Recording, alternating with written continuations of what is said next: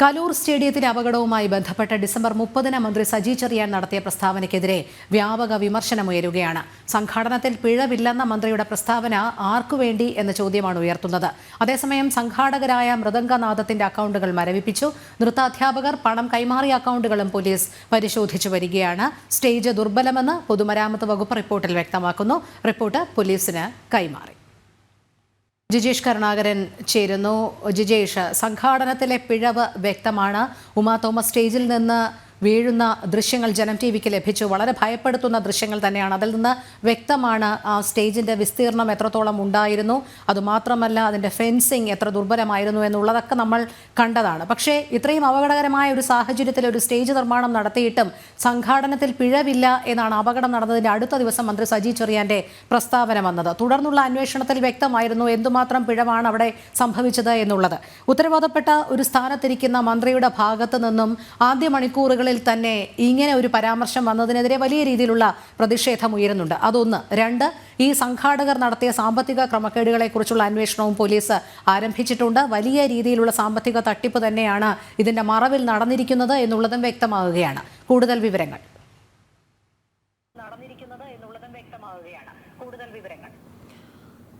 രോഹിണി പറഞ്ഞതുപോലെ തന്നെ ഇക്കാര്യത്തിൽ സംഘാടകരുടെ ഭാഗത്തു നിന്ന് സംഘാടനത്തിലുണ്ടായ വലിയ പിഴവ് എന്ന് പറയുന്നത് പ്രത്യക്ഷത്തിൽ തന്നെ തുടക്കം മുതൽ വ്യക്തമായതാണ്. ഇത്തരത്തിലുള്ളൊരു അപകടം ഉമാ തോമസ് MLAയ്ക്ക് സംഭവിച്ചതിന് ശേഷം അവിടെ എത്തിയ ആ സ്റ്റേജ് കണ്ട ആർക്കും ബോധ്യപ്പെടുന്ന കാര്യമായിരുന്നു ആ സ്റ്റേജ് നിർമ്മാണത്തിലടക്കമുള്ള പാളിച്ചകൾ.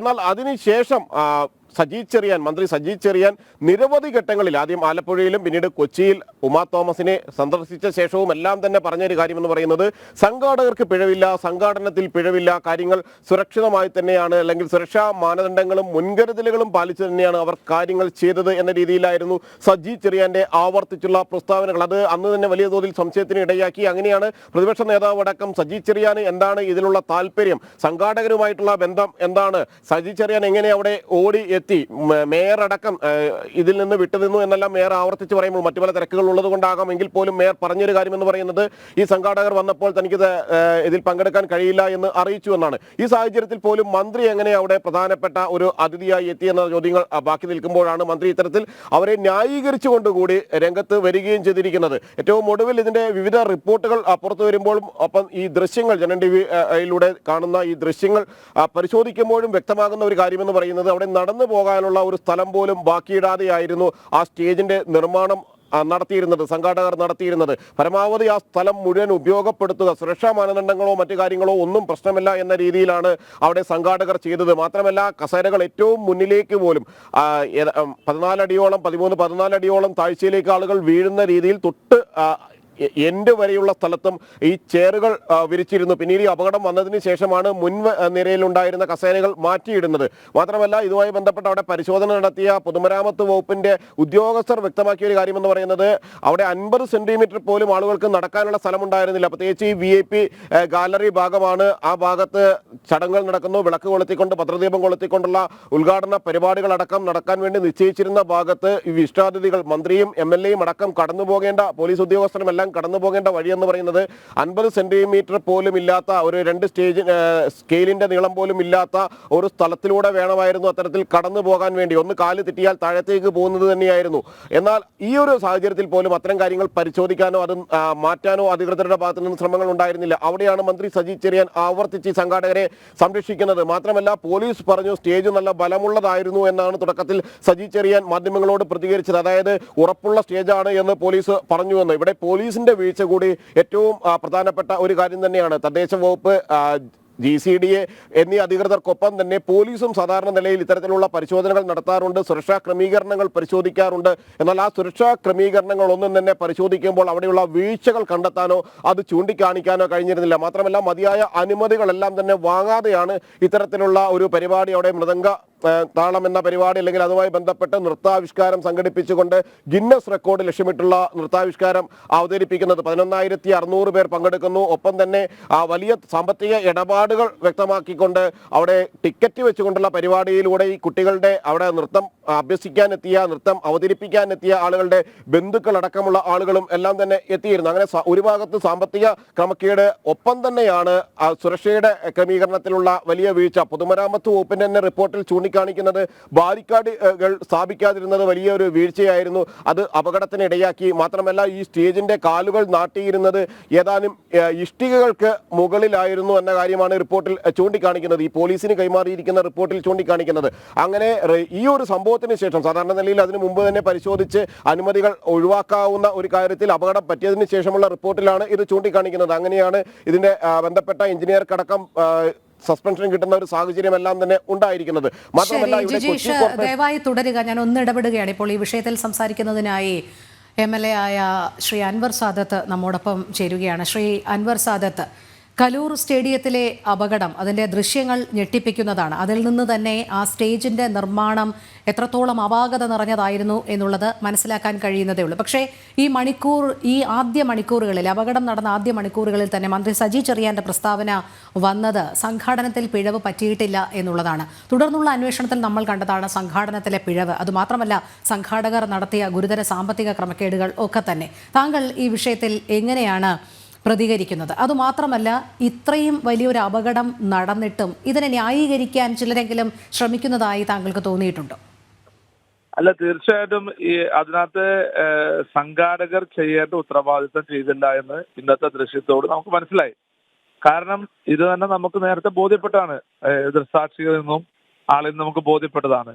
ഇത് ആ സംഘാടകരുടെ പിഴവ് ഉണ്ടതും തന്നെ ഇത്ര വലിയൊരു ഇവന്റ് നടക്കുമ്പോൾ ഒന്ന് GCDയെ അത് ശ്രദ്ധിക്കേണ്ടതായിരുന്നു, അല്ലെങ്കിൽ പോലീസിന് ഇൻഫോം ചെയ്യേണ്ടതായിരുന്നു. അതോടൊപ്പം തന്നെ പോലീസ്, ഞാൻ ചോദിക്കട്ടെ, മന്ത്രി അടക്കം MLA അടക്കം MP അടക്കം ഉയർന്ന പോലീസ് ഉദ്യോഗസ്ഥരടക്കം, അതെ, സിറ്റിയുടെ ക്രമസമാധാനം നിയന്ത്രിക്കുന്ന കമ്മീഷൻ അടക്കമുള്ള ആളുകളുടെ സാന്നിധ്യത്തിൽ നടന്ന ഈ പരിപാടിയിൽ ഇത്ര മുകളിലുള്ള സ്റ്റേജിന് സുരക്ഷിതത്വം ഉണ്ടോ എന്നൊക്കെ ഉറപ്പുവരുത്തേണ്ട ഉത്തരവാദിത്വം ആർക്കുണ്ട്? പോലീസിനുണ്ട്. പോലീസ് അത് ശ്രദ്ധിച്ചിട്ടില്ല. പോലീസ് പലപ്പോഴും കാണുന്ന വെച്ചാൽ ഇതിന്റെ വലിയ വലിയ ഇവന്റുകൾ വരുമ്പോൾ അതിന്റെ ഒപ്പാട് നിൽക്കുകയാണ്. അതിനകത്ത് സുരക്ഷിതത്വം ഉണ്ടോ എന്നൊന്നും ഇവർ ശ്രദ്ധിക്കുന്നില്ല. അതിന്റെ പോലീസിന്റെ ഭാഗത്താണ് ഏറ്റവും വലിയ ഗുരുതരമായ വീഴ്ച ഉണ്ടായിരിക്കുന്നത്. തീർച്ചയായിട്ടും ഇതിനൊരു സമഗ്രമായ അന്വേഷണം വേണം. ആ അന്വേഷണത്തിലൂടെ ഇതെല്ലാം നമുക്ക് ആരാണോ തെറ്റ് ചെയ്തത് ആ തെറ്റ് ചെയ്ത ആളുകൾക്കെതിരെ കർശന നടപടി എടുക്കണം. അത് ഉദ്യോഗസ്ഥന്മാരായാലും സംഘാടകരായാലും ആരായാലും അവർക്കെതിരെ നടപടി എടുക്കുന്നതാണ് എൻ്റെ അഭിപ്രായം. ശ്രീ അൻവർ സാദത്ത്, ഒരു കാര്യം കൂടി നമുക്കറിയാം, ക്യുസാറ്റ് അപകടവുമായി ബന്ധപ്പെട്ടുണ്ടായത് അന്നേ ഇത്തരത്തിലുള്ള മാർഗനിർദ്ദേശങ്ങൾ പുറപ്പെടുവിച്ചതാണ്. വലിയ ആൾക്കൂട്ടം ഉണ്ടാകുന്ന സ്ഥലങ്ങളിലൊക്കെ ഏതൊക്കെ രീതിയിലുള്ള നിയന്ത്രണങ്ങൾ, സുരക്ഷാ ക്രമീകരണങ്ങൾ ഒക്കെ ഒരുക്കേണ്ടതാണ് എന്നുള്ളത്. അന്ന് 5 വിദ്യാർത്ഥികളുടെ ജീവനാണ് നഷ്ടപ്പെട്ടത്. ഇവിടെ ഇത്രയും വലിയ ഒരു ആൾക്കൂട്ടത്തിനിടയിൽ സംഘടിപ്പിക്കുന്ന ഈ നൃത്ത വിരുന്ന്, അവിടെ പാലിക്കേണ്ട നടപടിക്രമങ്ങൾ പാലിച്ചിരുന്നോ എന്നുള്ളതും ഇപ്പോൾ ഒരു സംശയമുനയായി നിൽക്കുകയാണ്. തീർച്ചയായിട്ടും അതാണ് ഞാൻ പറഞ്ഞത്. ഇതിനെക്കുറിച്ച് ഇത് സംഘാടകരെ അമിതമായ പൈസയാറാക്കി സാമ്പത്തിക ചൂഷണം എന്ന ആരോപണം നിൽക്കുന്നു, ആക്ഷേപം നിൽക്കുന്നു. അതിന് കേസെടുത്തിട്ടുണ്ട്. ഇത് കേസെടുക്കലിലും അല്ലെങ്കിൽ വർത്തമാനത്തിലും മാത്രമാകാതെ കർശന നടപടി എടുക്കും നമ്മൾ എല്ലാ പരിപാടികൾക്കും പറയും. പക്ഷെ അത് പിന്നീട് പത്രമാധ്യമങ്ങളുടെ ശ്രദ്ധ അങ്ങോട്ട് മാറും, അല്ലെങ്കിൽ മറ്റുള്ള ആളുകളുടെ ശ്രദ്ധ മാറിക്കഴിയുമ്പോൾ അത് വെറുതെ വാക്കുകളായി മാത്രം ഒതുങ്ങുന്ന, അല്ലെങ്കിൽ അപ്പോൾ ആ വിഷയം തണുപ്പിക്കാൻ വേണ്ടി അത് വാക്കുകളിൽ മാത്രം ഒതുങ്ങുന്ന രീതിയിലേക്ക് പോകുന്ന ഒരു സാഹചര്യം ഉണ്ടാകാൻ പാടില്ല. ഇതിന്റെ ഞാൻ പറഞ്ഞില്ല, ഇന്ന് ഉമാ തോമസിനെ സംഭവിച്ചത് നാളെ ഒരു VIP എന്നല്ല ഒരു വ്യക്തി പോലും സംഭവിക്കാൻ പാടില്ല. ഒരു പരിപാടി നടക്കുമ്പോൾ അതിന്റെ സുരക്ഷിതത്വം ഉണ്ടോ എന്ന് സുരക്ഷിതത്വം ഉറപ്പാക്കേണ്ടത് ആരുടെ ഉത്തരവാദിത്വം? സംഘാടകരുടെ ഉത്തരവാദിത്വം. 2, അത് ഉറപ്പുവരുത്തിയിട്ടോ എന്ന് ബന്ധപ്പെട്ട അധികാരികളുടെ ഉത്തരവാദിത്വം. അത് പോലീസാവാം, അല്ലെങ്കിൽ അതിന്റെ GCDയെ അല്ലെങ്കിൽ അതിന്റെ ആരാണോ അതിന്റെ അതോറിറ്റി എന്ന് വെച്ചാൽ അവർക്ക് അതിന്റെ ഉത്തരവാദിത്വമുണ്ട്. അപ്പൊ ആ ഉത്തരവാദിത്തങ്ങൾക്ക് ആരൊക്കെ നിർവഹിച്ചില്ല? ഇപ്പൊ നിങ്ങൾ പറഞ്ഞ പോലെ തന്നെ കുസാറ്റ് ദുരന്തം നമ്മൾ കണ്ടതാണ്.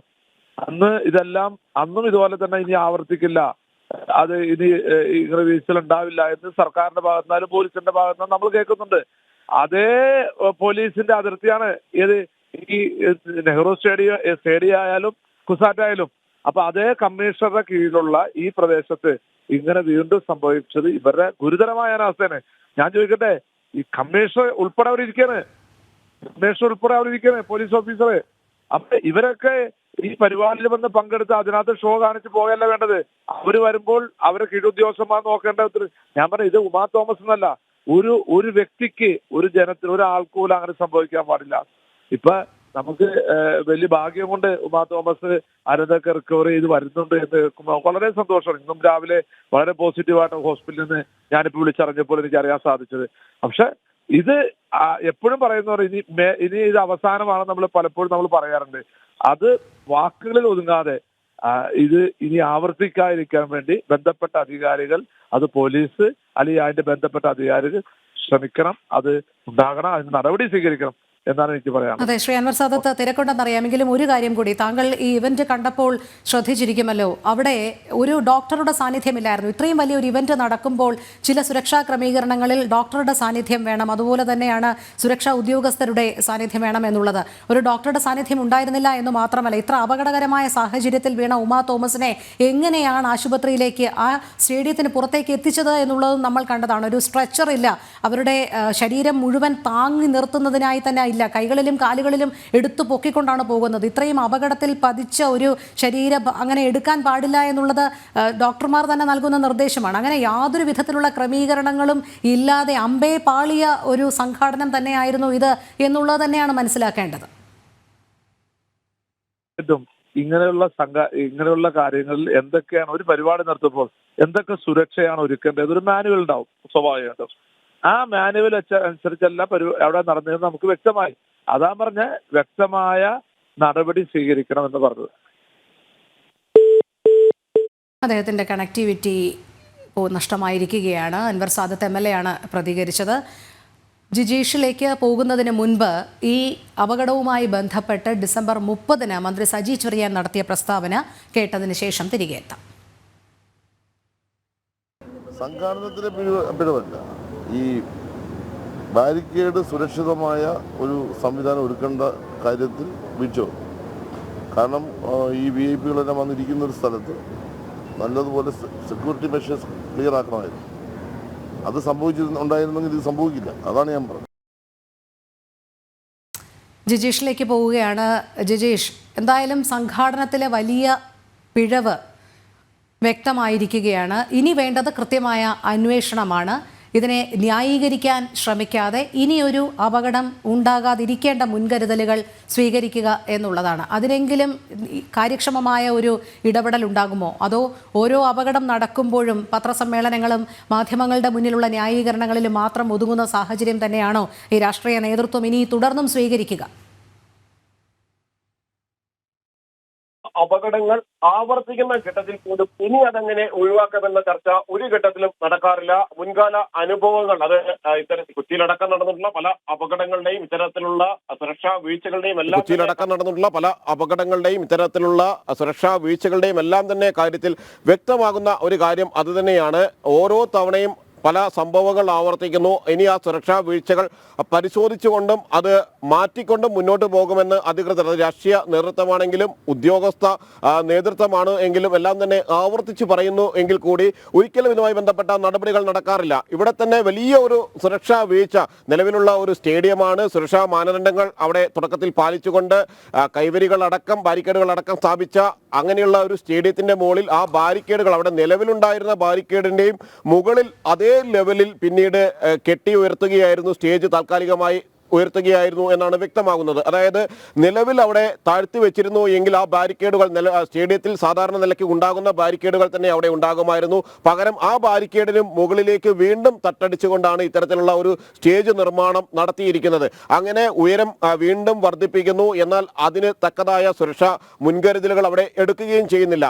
മാത്രമല്ല, നേരത്തെ രോണി സൂചിപ്പിച്ചതുപോലെ തന്നെ അത്യാസന്ന സാഹചര്യങ്ങളിൽ അല്ലെങ്കിൽ അത്യാവശ്യ സാഹചര്യങ്ങളിൽ അവിടെ നിന്ന് ആളുകളെ കൊണ്ടുപോകാനുള്ള ആംബുലൻസ് സൗകര്യങ്ങൾ വളരെ പുറത്ത് ഏറെ ദൂരെ മാറിയായിരുന്നു ഉണ്ടായിരുന്നത്.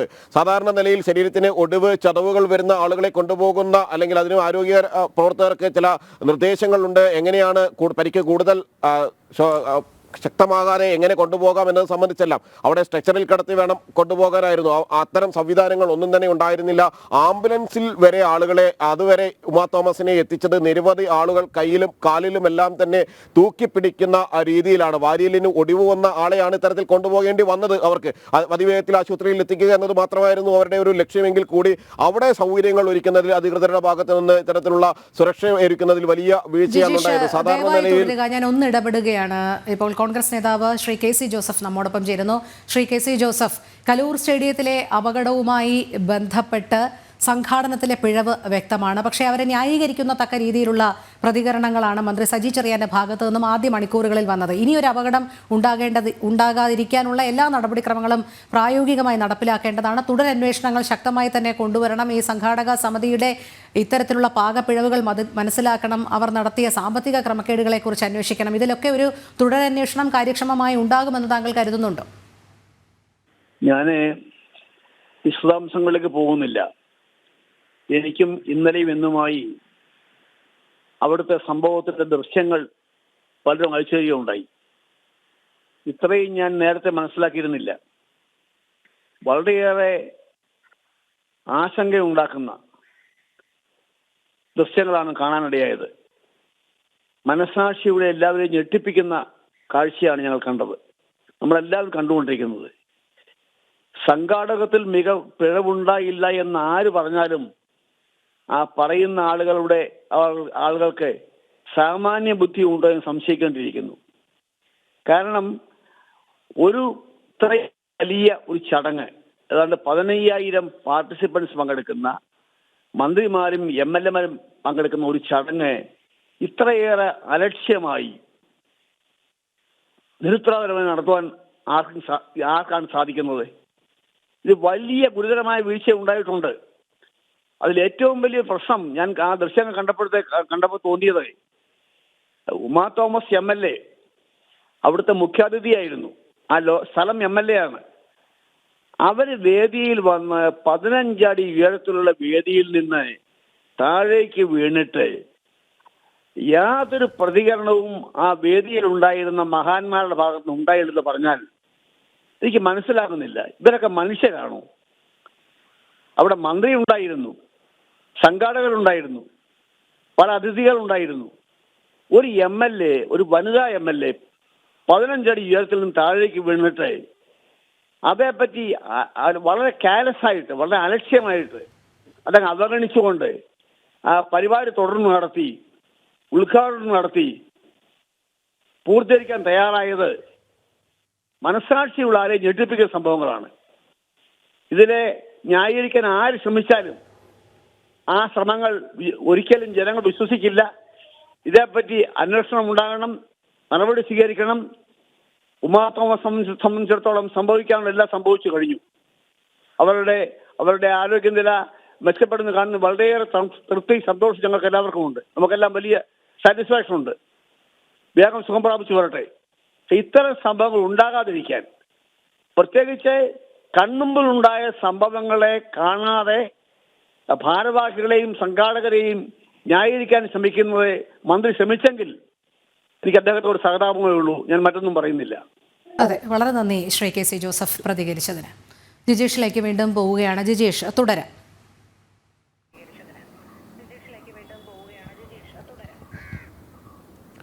രോഹിണി, നമ്മൾ വ്യക്തമാക്കിക്കൊണ്ടിരുന്നത് അദ്ദേഹം പറഞ്ഞതുപോലെ തന്നെ ഈ സുരക്ഷാ വീഴ്ച പ്രത്യക്ഷത്തിൽ തന്നെ ഉണ്ടാകുന്നു. ആ സുരക്ഷാ വീഴ്ചയ്ക്ക് കുടപിടിക്കുന്ന നടപടികളുമായി അവിടെ രാഷ്ട്രീയ നേതാക്കളായി സജി ചെറിയാൻ അടക്കം മുന്നോട്ട് പോകുന്നത്. എന്താണ് ഇവർക്ക് ഇതിലുള്ള പ്രത്യേക താല്പര്യം? എങ്ങനെയാണ് ഇത്തരത്തിലുള്ള അനുമതി പത്രങ്ങൾ, തുടക്കത്തിൽ ഉദ്യോഗസ്ഥരിൽ പലരും പറഞ്ഞത് അവിടെ കൃത്യമായി തന്നെ ഈ പരിപാടി സുരക്ഷാ ക്രമീകരണങ്ങളോടെ നടത്താൻ കഴിയുമോ എന്ന സംശയം തങ്ങൾക്ക് ഉണ്ടായിരുന്നു എന്നാണ്. അങ്ങനെയെങ്കിൽ എങ്ങനെയാണ് ഇതുമായി ബന്ധപ്പെട്ട അനുമതികളെല്ലാം തന്നെ വാങ്ങിയെടുത്തത്? തുടക്കത്തിൽ അതിൻ്റെ പ്രധാനപ്പെട്ട സംഘാടകരിൽ നിന്ന് മൃദംഗ വിഷൻ അതിൻ്റെ ഒരു സബ് കമ്മിറ്റിക്ക് അല്ലെങ്കിൽ മറ്റൊരു ഏജൻസിയെ ഇതുമായി ബന്ധപ്പെട്ട കാര്യങ്ങൾ ഏൽപ്പിക്കുന്നു. അവരത് വീണ്ടും അനുമതി പത്രങ്ങൾ വാങ്ങുന്നതിനും അനുമതി നേടിയെടുക്കുന്നതിനും വേണ്ടി മറ്റു ചില ആളുകളിലേക്ക് കൂടി അത് കൈമാറുന്നു. അങ്ങനെ സ്വാധീനിക്കാൻ കഴിയുന്ന ആളുകളെ അല്ലെങ്കിൽ സ്വാധീനത്തിൻ്റെയും പരിചയത്തിൻ്റെയും ബന്ധങ്ങളുടെയും എല്ലാം തന്നെ അടിസ്ഥാനത്തിൽ ഇങ്ങനെയൊരു അനുമതി വാങ്ങിയെടുത്തുകൊണ്ട് മുന്നോട്ട് പോയി എന്ന് തന്നെയാണ് ഈ ഘട്ടത്തിൽ മനസ്സിലാക്കാൻ കഴിയുന്നത്. കാരണം അവിടെ സ്റ്റേഡിയത്തിന് പുറത്താണെങ്കിലും സ്റ്റേഡിയത്തിന് അകത്താണെങ്കിലും സുരക്ഷാ വീഴ്ച മാത്രമാണ് ഉണ്ടായിട്ടുള്ളത്. സാമ്പത്തിക ഇടപാടുകളിൽ സുതാര്യത ഉണ്ടായിരുന്നില്ല. അത്തരത്തിലുള്ള ഒരു പരിപാടിയായിരുന്നു എന്ന് മന്ത്രി സജി ചെറിയാൻ എന്തുകൊണ്ട് വ്യക്തമായില്ല? സാധാരണ നിലയ്ക്ക് മന്ത്രി പങ്കെടുക്കുന്ന പരിപാടികളുമായി ബന്ധപ്പെട്ട കാര്യങ്ങൾ വിശദമായി തന്നെ സ്പെഷ്യൽ ബ്രാഞ്ച് അന്വേഷണം നടത്താറുണ്ട്, അതുമായി ബന്ധപ്പെട്ട റിപ്പോർട്ടുകൾ കൈമാറാറുണ്ട്. എന്നാൽ ഇവിടെ മന്ത്രി സജി ചെറിയാനെ സംബന്ധിച്ചിടത്തോളം ഈ 11,600 പേരിൽ നിന്നും പണം വാങ്ങിക്കൊണ്ടാണ് അവിടെ നടത്തിയിട്ടുള്ളത് എന്നും ഗിന്നസ് റെക്കോർഡ് ലക്ഷ്യമിട്ടുകൊണ്ട് നടത്തിയിട്ടുള്ള ഭരതനാട്യം പരിപാടി ആണ് എങ്കിൽ കൂടി അവിടെ പണപ്പിരിവ് കൃത്യമായി തന്നെ നടന്നിട്ടുണ്ട്. ഡാൻസ് സ്കൂളിലെ അധ്യാപകരിൽ നിന്ന് ഒപ്പം തന്നെ അവിടെ പഠിക്കുന്ന വിദ്യാർത്ഥികളിൽ നിന്നെല്ലാം തന്നെ പണപ്പിരിവ് നടത്തിക്കൊണ്ടാണ് ഇങ്ങനെയൊരു പരിപാടിയിലേക്ക് സംഘാടകർ എത്തിയത് എന്ന് വ്യക്തമായിരുന്നു. എന്നാൽ അത് സംബന്ധിച്ചുള്ള പരിശോധനകൾ നടന്നില്ല. സുരക്ഷാ വീഴ്ച വന്നു എന്ന് വ്യക്തമാകുമ്പോൾ പോലും അവരെ ന്യായീകരിച്ചുകൊണ്ട് അവരെ കൂടുതൽ സംരക്ഷിക്കുന്ന ഒരു നിലപാടായിരുന്നു സ്വീകരിച്ചത്. മറ്റു മാർഗങ്ങളില്ലാതെ അല്ലെങ്കിൽ തുടർന്നാണ് കേസുകൾ എടുക്കുന്നത്. പല ഭാഗങ്ങളിൽ നിന്ന് പരാതികൾ ഉയർന്നു. രക്ഷിതാക്കളുടെ പരാതിയുമായി രംഗത്ത് വന്നു. കുട്ടികളുടെ രക്ഷിതാക്കൾ പലരും തങ്ങളെ വഞ്ചിച്ചു, സാമ്പത്തികമായി തന്നെ ചൂഷണം ചെയ്തു എന്നെല്ലാമുള്ള പരാതികൾ നൽകിയപ്പോഴാണ് വഞ്ചനാ കുറ്റത്തിന് കേസെടുത്തതും ഒപ്പം തന്നെ വലിയ തോതിൽ തന്നെയുള്ള പ്രതിഷേധങ്ങൾ ഉയർന്നപ്പോൾ മാത്രമാണ് മനഃപൂർവ്വമല്ലാത്ത നരഹത്യയുമായി ബന്ധപ്പെട്ട് വധശ്രമത്തിനടക്കമുള്ള കേസുകളിലേക്ക് ഇതുമായി ബന്ധപ്പെട്ട് പോലീസ് ഉദ്യോഗസ്ഥർ മുന്നോട്ട് പോവുകയും ചെയ്തത്. അതുകൊണ്ട് തന്നെ ഇക്കാര്യത്തിൽ തുടക്കം മുതൽ തന്നെ അധികൃതരുടെ ഭാഗത്തു നിന്നുണ്ടായ ഒരു വീഴ്ചയാണ് വ്യക്തമാകുന്നത്. എന്നാൽ അവിടെ ഏറ്റവും അമ്പരപ്പിക്കുന്ന കാര്യം എന്ന് പറയുന്നത് മന്ത്രി സജി ചെറിയാൻ തുടക്കത്തിൽ തന്നെ എന്തുകൊണ്ട് അവരെ സംരക്ഷിക്കുന്ന ഒരു സമീപനം സ്വീകരിച്ചു, എന്തുകൊണ്ട് തുടക്കത്തിൽ തന്നെ ഇത്തരത്തിൽ സുരക്ഷാ വീഴ്ചയില്ല എന്ന് വ്യക്തമാക്കി സ്റ്റേജ് ഉറപ്പുള്ളതാണ് എന്ന് മന്ത്രി പറഞ്ഞതിന്റെ അടിസ്ഥാനം എന്താണ് എന്നീ ചോദ്യങ്ങൾ തന്നെയാണ് പ്രസക്തമായി നിൽക്കുന്നത്. രോഹിണി, അതെ, എന്തായാലും സംഘാടനത്തിലെ പിഴവ് വ്യക്തമാണ്. ജിജീഷ്, അതോടൊപ്പം ഒരു കാര്യം കൂടി, നിലവിൽ മൃദംഗനാദത്തിൻ്റെ ബാങ്ക് അക്കൗണ്ടുകൾ മരവിപ്പിച്ചിട്ടുണ്ട്. വലിയ രീതിയിലുള്ള ക്രമക്കേടുകൾ ഇതിൻ്റെ സംഘാടനവുമായി ബന്ധപ്പെട്ട് ഈ പണപ്പിരിവുമായി ബന്ധപ്പെട്ടൊക്കെ വ്യക്തമാകുന്നുണ്ട്. ഇത്തരത്തിൽ നൃത്ത അധ്യാപകർ നൽകിയ പണം കൈമാറിയ അക്കൗണ്ടുകൾ, അതോടൊപ്പം തന്നെ ഈ മൃദംഗനാദത്തിൻ്റെ 2 അക്കൗണ്ടുകൾ ഒക്കെയാണ് മരവിപ്പിച്ചിരിക്കുന്നത്. അതിന്മേലുള്ള ഒരു അന്വേഷണം എത്രത്തോളം ഊർജിതമായി നടക്കും എന്നാണ് കരുതേണ്ടത്. കാരണം സാമ്പത്തിക ക്രമക്കേടുകൾ കൃത്യമായ തെളിവുകളുടെ അടിസ്ഥാനം വേണം. പല നൃത്ത അധ്യാപകരും തുറന്നു പറയാൻ തയ്യാറായിട്ടില്ല എന്നുള്ളത് ഒരു വസ്തുതയായി തന്നെ നിലനിൽക്കെ ഇതിൽ കൃത്യമായ പരാതി ഉണ്ടെങ്കിൽ മാത്രമേ തുടരന്വേഷണം ഉണ്ടാവുകയുള്ളൂ എന്ന് ആദ്യം പോലീസ് വ്യക്തമാക്കിയിരുന്നു. പക്ഷേ ഇപ്പോൾ നിലവിൽ അക്കൗണ്ടുകൾ മരവിപ്പിച്ചതിന് ശേഷമുള്ള പോലീസിന്റെ അന്വേഷണം ഈ വിഷയത്തിൽ എങ്ങനെയാണ് പുരോഗമിക്കുന്നത്? സാമ്പത്തിക ഇടപാടുകളിലെ സുതാര്യതയില്ലായ്മ തുടക്കം മുതൽ തന്നെ വ്യക്തമായിരുന്നു. കാരണം 2,900 രൂപ മാത്രമാണ് വാങ്ങിയത്. അത് ഈ ഒരു സാരി, അതായത് നൃത്തത്തിന് വേണ്ടി ഉപയോഗിക്കുന്ന ഭരതനാട്യത്തിന് വേണ്ടിയുള്ള സാരി അടക്കമാണ്. 2 സാരിയും ഭക്ഷണത്തിനും എല്ലാം കൂടിയാണ് ഈ പണം വാങ്ങിയിരുന്നത്. പണം ഒന്നും തന്നെ വാങ്ങിയിരുന്നില്ല എന്ന് പറയുമ്പോൾ രക്ഷിതാക്കൾ തന്നെ പറയുന്നത് 3,600ഓളം രൂപ തങ്ങളുടെ കയ്യിൽ നിന്ന് വാങ്ങി 1,600ഓളം രൂപ, അതായത് 390 രൂപ മാത്രം വിലയുണ്ട് എന്ന് വസ്ത്രവ്യാപാര സ്ഥാപനം വ്യക്തമാക്കിയിട്ടുള്ള അതേ സാരിക്കാണ് 1,600ഓളം രൂപ തങ്ങളിൽ നിന്ന് ഈടാക്കിയത്. അങ്ങനെ വലിയ ഒരു സാമ്പത്തിക ഇടപാട് നടന്നു. ഈ പണമെല്ലാം തന്നെ അവരുടെ കൈവശം എത്തിയിട്ടുണ്ട്.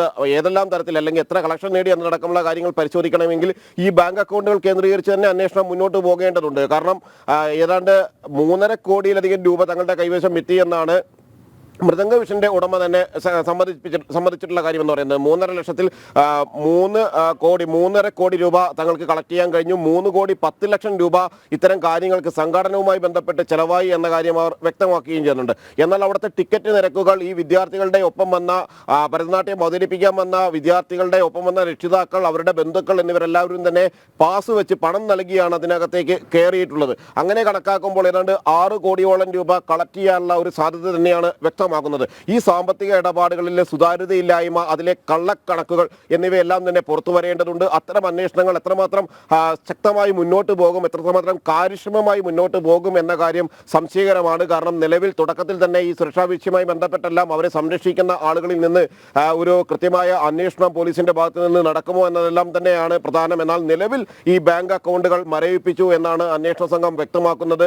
എവിടെ നിന്നെല്ലാം പണം എത്തിയെന്ന കാര്യങ്ങൾ പരിശോധിക്കും. മാത്രമല്ല ഈ വിദ്യാർത്ഥികളുടെ രക്ഷിതാക്കളിൽ നിന്ന് പണം സ്വീകരിച്ചിരിക്കുന്ന ബാങ്ക് അക്കൗണ്ടുകൾ മറ്റ് ഏതെങ്കിലും കൂടുതലായി ഉണ്ട് എങ്കിൽ ആ അക്കൗണ്ടുകൾ കേന്ദ്രീകരിച്ച് കൂടി പരിശോധന നടക്കുമെന്ന കാര്യം കൂടിയാണ് ഇപ്പോൾ പോലീസ് വ്യക്തമാക്കിയിട്ടുള്ളത്. അതുകൊണ്ട് തന്നെ എവിടെ നിന്നെല്ലാം പണം വന്നു, എത്ര രൂപ വന്നു, അത് കണക്കിൽപ്പെടാത്ത പണമുണ്ടോ തുടങ്ങിയ കാര്യങ്ങളിലെല്ലാം തന്നെ കൂടുതൽ വിശദമായ ഒരു അന്വേഷണത്തിനുള്ള സാധ്യതകൾ തന്നെയാണ് ഈ ഘട്ടത്തിൽ തെളിയുന്നത്. രോഹിണി.